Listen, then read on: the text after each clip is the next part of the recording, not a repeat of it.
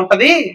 ఆది యందు వాక్యం ఉండెను, వాక్యము దేవుని వద్ద ఉండెను, వాక్యమే దేవుడై ఉండెను. అంటే వాక్కు అంటే ఏంటిది? పలుకు. అర్థమైందా? వాక్కు అంటే పలుకు. ఈ వాక్యం ఎక్కడుందంట?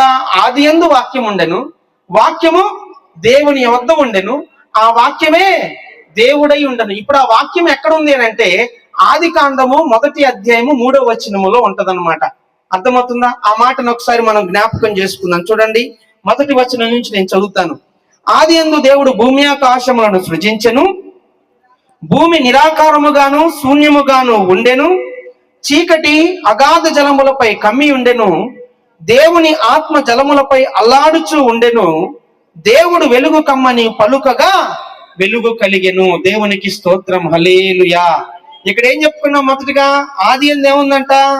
వాక్యం ఉందంట. వాక్కు అంటే ఏంటిది? పలుకు. అది ఎక్కడుందంట? దేవుడి దగ్గర ఉందంట. అది ఏం చేసిందని అంటే ప్రియులరా, ఈ యొక్క యోహాను సువార్త 1వ అధ్యాయంలో మనం చూస్తా ఉంటే అక్కడ రాయబడిన మాటలు ఏంటంటే ఆయన ఆది యందు దేవుని వద్ద ఉండెను, సమస్తమును ఆయన మూలముగా కలిగెను, కలిగి ఉన్నది ఏది ఆయన లేకుండా కలుగలేదు.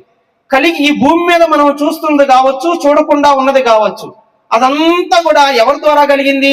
ఈ వాక్యమైన దేవుడి ద్వారానే కలిగింది.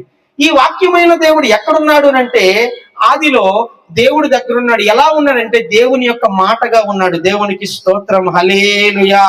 ఆయన ఏం చేశాడంట? వెలుగు కమ్మని పలుకగా వెలుగు కలిగిందంట. అలా వెలుగు కలిగింది కదా, అలాగే ఈ యొక్క భూమి మీద ఉన్న ప్రతిదీ కూడా ప్రియులరా దేవుడు తన మహత్తు గల మాట చేత సర్వమును సృజించారు, యాక్సెప్ట్ మనల్ని తప్ప. అర్థమైందా? ఈ సృష్టినంతా కూడా దేవుడు మాటతో తయారు చేస్తే ఆ మాట ఏదైతే వినిందో, మాట ద్వారా దేవుడు దేనినైతే సృష్టించాడో ఆ అంతా కూడా ఎలా ఉన్నాయి అంటే ప్రియులరా, వాటి యొక్క ఆ ఎల్లల్లో అవి అలా ఉన్నాయి అన్నమాట. దేవుడు వాటికి వెళ్ళలు వేశారు కదా, ఎల్లలు, ఆ ఎల్లల్లో అలాగే ఉన్నాయి. అంటే ఒక్క మాటలో నేను చెప్పేది ఏంటంటే దేవుడు వాటన్నిటికీ ఒక గిరి గీసి ఆ గిరిలోనే పెట్టాడు. దీన్ని ఏమనొచ్చు అంటే అరెస్ట్ అనొచ్చు. ఎలాంటి అరెస్ట్ అంటే పెద్దలు పిల్లల్ని అరెస్ట్ చేస్తారుగా, ఇంట్లో నుంచి బయటికి వెళ్ళకూడదని. కొంతమంది భార్యలు భర్తల్ని అరెస్ట్ చేస్తారు, భర్తలు భార్యను కూడా అరెస్ట్ చేస్తారు, గిరిగీసి పెడతారనమాట, ఇందులో నుంచి వెళ్ళడానికి లేదు అన్నట్టు. కాబట్టి ప్రియులరా, దేవుడు మహత్తు గల మాట చేత సృష్టించినటువంటి ఈ సృష్టిలో ఉన్న ప్రతిదీ కూడా ఎలా ఉంది అని అంటే దాని యొక్క ఆ బౌండరీ లోపలే ఉంది. కానీ ప్రియులరా గమనించండి, దేవుడు దీనంతటిని ఎందుకు చేశాడంటే 6వ దినమున చేయబడేటటువంటి సృష్టి. అది ఎవరనంటే నీవు నేను, మనిషి